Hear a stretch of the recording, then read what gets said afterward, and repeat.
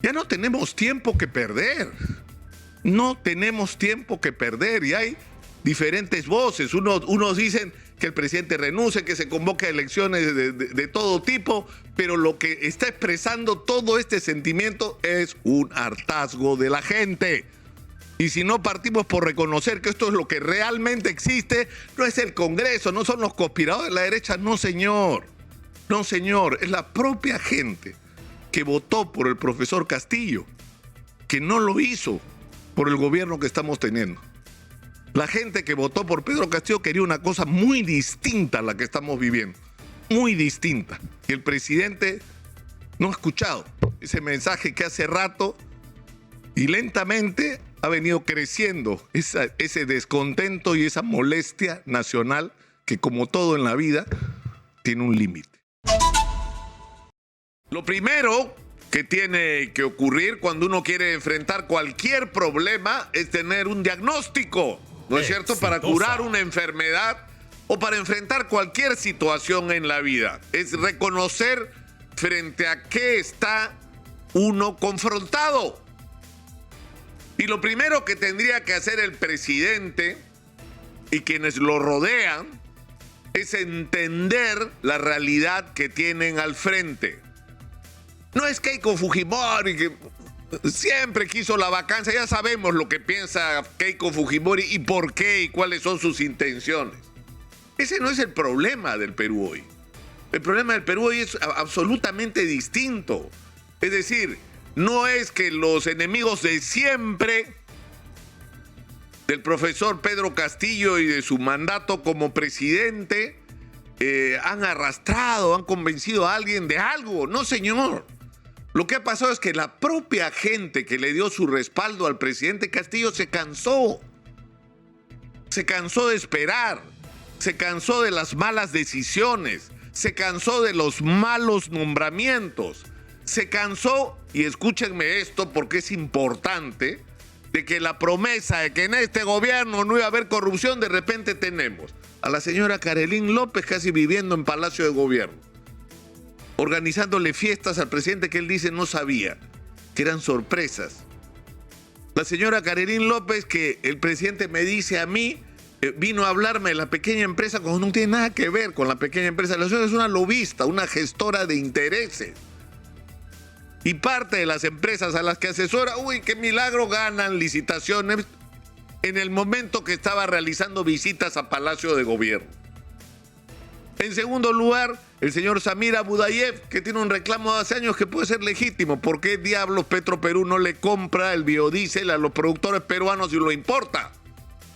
Y toda la sospecha de corrupción que ha habido alrededor de eso. Pero lo cierto es que va a Palacio de Gobierno y se reúne 2 veces con el presidente. Y el presidente me dice a mí, no lo conozco, nunca lo he visto. 2 veces se ha reunido. Y el señor logra que Petroperú finalmente le compre. Lo tercero, el tema de los ascensos. Primero el problema con los ascensos en las Fuerzas Armadas y luego los ascensos en la policía, que está multiplicado en relación a los ascensos militares. Porque lo que se está investigando es que no solamente el entonces comandante general de la policía iban a Palacio los coroneles que querían ser ascendidos. El problema es que todo esto ocurre en Palacio y la percepción que uno tiene es, oiga, no es que se iba a acabar esta historia, o el tráfico de nombramientos, donde los nombramientos de cargos a todos los niveles no los decide el ministro correspondiente en función a una evaluación de la calificación de la persona para ejercer el cargo, sino en función nadie sabe a qué decisiones que vienen desde Palacio. Entonces, no es esto por lo que la gente votó, porque finalmente no solamente hay presunción de corrupción que habría que ver hasta dónde llega y sobre lo que el presidente él mismo tendría que ser el interesado. No basta con que diga la fiscalía tiene que investigar, le vamos a dar facilidades. No, señor.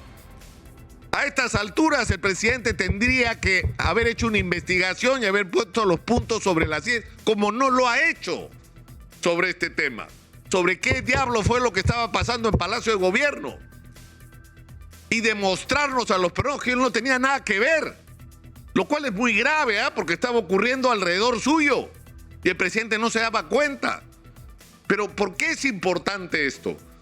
Porque si en el Perú no cambiamos la manera como se nombra a las personas y no dejamos de poner en puestos claves a ineficientes y a corruptos, el Perú no va a salir de donde está. De eso que nos mostró la pandemia. O sea, de nada nos vale tener todos los recursos que queramos tener si el aparato del Estado es esa maquinaria ineficiente y corrupta, insisto, que ha malgastado o se ha robado el dinero de todos los peruanos. Pero no solamente eso, sino que es necesario que la vida de la gente empiece a cambiar. Es cierto que ha habido méritos en la lucha contra la pandemia, que se ha levantado una muralla y es un extraordinario mérito de la gente que lo ha hecho, encabezados por Hernando Ceballos. Pero necesitamos que se organice el regreso a clases, necesitamos que se reactive la economía, necesitamos que se resuelva de una manera inteligente y con perspectiva el problema de la informalidad en la que viven prácticamente el 70% de los trabajadores peruanos. Pero para eso hay que tomar decisiones y acciones con respecto a cómo invertir de manera adecuada el dinero público. Si tienes dinero y tienes colegios que se caen a pedazos y postas médicas que han sido abandonadas, invierte todo el dinero ahí, pon en movimiento la economía, construyendo carreteras, todo lo que hay que construir alrededor de la agricultura en el Perú y que tanta falta hace. Es decir, y promover la inversión privada y la más importante de todas, la minera. Es decir, ya no nos basta el discurso, estoy a favor de la inversión. No, señor, ¿cómo se come eso? Estoy a favor de la inversión. Este es el momento de promover la inversión en minería. ¿Por qué? Porque estamos, y se ha repetido hasta el cansancio, en un superboom del precio de los minerales. Los minerales cuestan lo que no han costado nunca en la historia.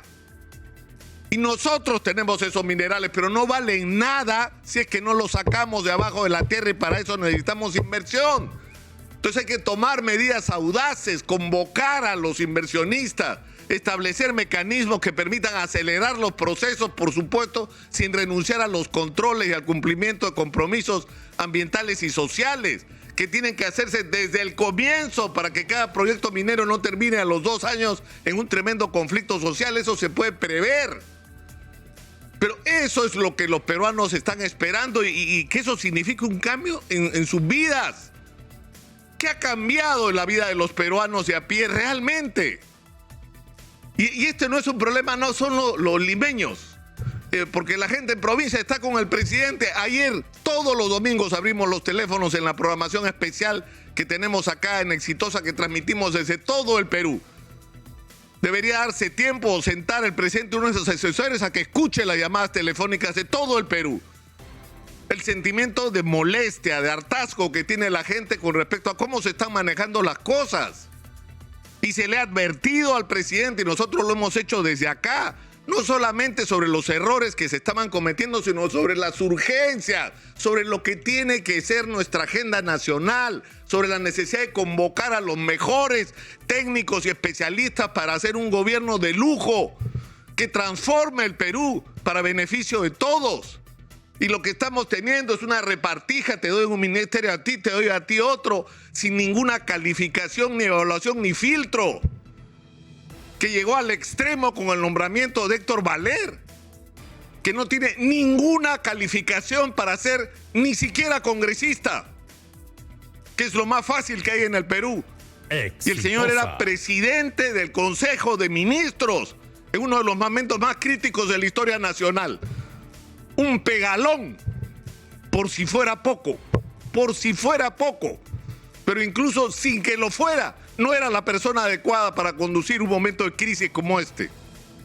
Entonces, ya no tenemos tiempo que perder,